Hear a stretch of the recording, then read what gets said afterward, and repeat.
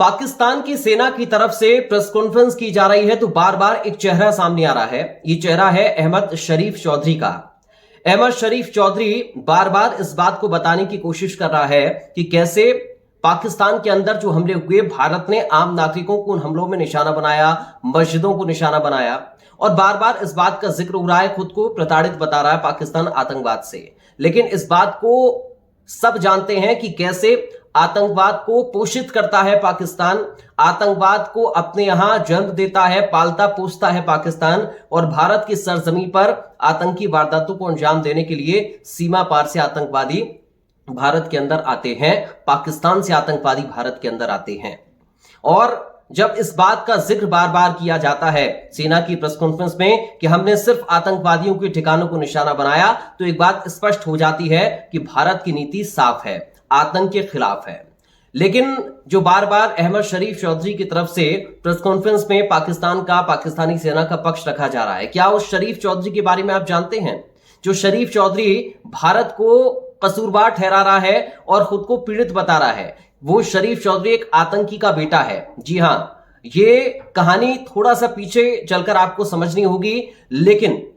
इससे पहले हम आपको ये बताएं कि इस कहानी से आपको ये अच्छे से समझ में आएगा कि पाकिस्तानी फौज और आतंकियों का गठजोड़ किस तरीके से है।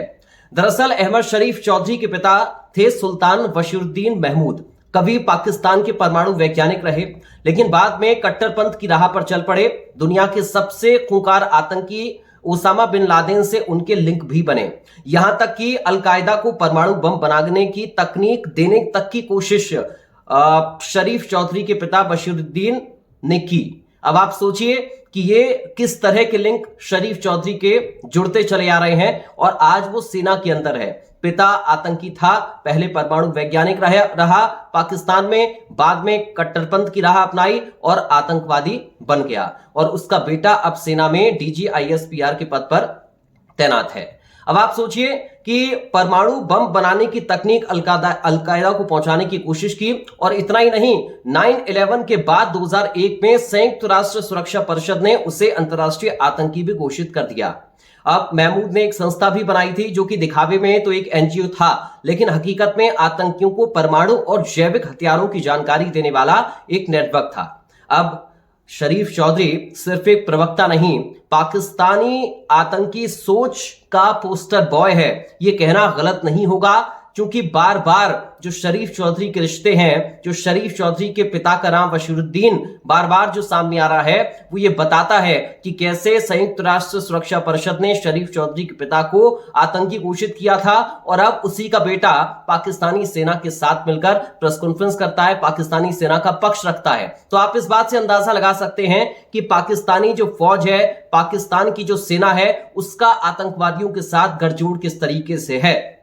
क्योंकि जब भारत पाकिस्तान के अंदर आतंकवादियों को मारता है, आतंकवादियों के ठिकानों को नेस्तनाबूद करता है, तो उन्हीं आतंकियों के जनाजे में पाकिस्तानी आर्मी के अफसर पहुंचते हैं, पाकिस्तानी सेना के जवान पहुंचते हैं, गार्ड ऑफ ऑनर देते हैं और वहां पर फूल बरसाते हुए नजर आते हैं। तो आप सोचिए कि किस तरह से ये पूरा एक गठजोड़ आतंकियों के साथ पाकिस्तानी सेना का चल रहा है।